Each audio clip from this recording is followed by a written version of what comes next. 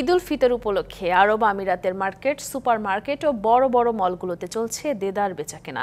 রমজানের শুরু থেকেই বিশেষ ছাড়ে বিক্রি হচ্ছে পোশাক সহ ব্যবহার্য পণ্য সামগ্রী। রহমত, মাগফিরাত ও নাজাতের মাস বরকতময় মাহে রমজান। পহেলা মার্চ হতে সংযুক্ত আরব আমিরাতে পবিত্র মাহে রমজান শুরু হয়েছে। আমিরাতের বিভিন্ন মার্কেটে ঈদ উপলক্ষে পণ্য সামগ্রীর বিপুল সমাহার করা হয়েছে।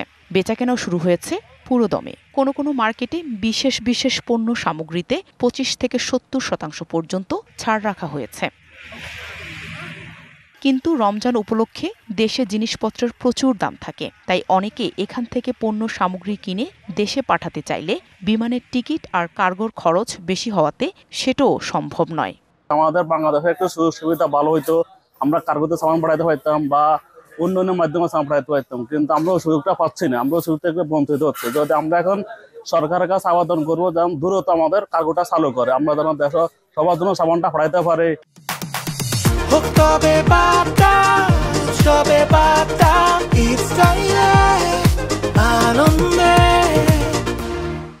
প্রবাসীদের দাবি, সরকার কার্গো নীতিমালা করে ভারত, পাকিস্তান, নেপাল বা শ্রীলঙ্কার মতো কমাতে পারলে এবং বিমানের টিকিটের ন্যায্য মূল্য রাখলে প্রবাসীরা অনেক উপকৃত হতো। ঈদের যখন সময় হবে কেনাকাটা এবং রমজানের মধ্যে এই সবকিছু মূল্য বাড়াইয়ে দেয়। সুপার শপ এবং বিভিন্ন সামগ্রী যেন ডিসকাউন্ট দিলে গরিব মেহনতি মানুষের রমজান উপলক্ষে মানুষের ভালো হবে।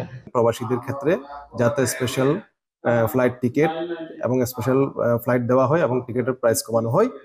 কে কত কম দামে বিক্রি করবেন নিজেদের পণ্য। পবিত্র রমজান মাস উপলক্ষে সংযুক্ত আরব আমিরাতে শুরু হয়েছে সেই প্রতিযোগিতা।